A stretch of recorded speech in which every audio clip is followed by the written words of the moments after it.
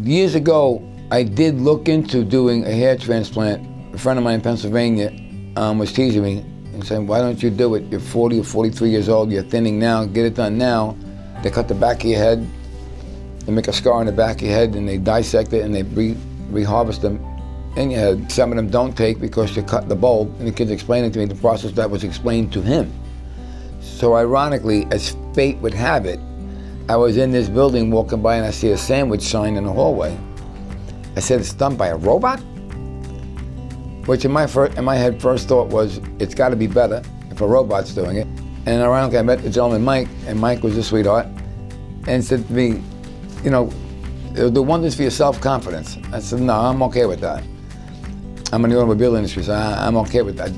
He goes, it'll make you look younger. I said, work that angle.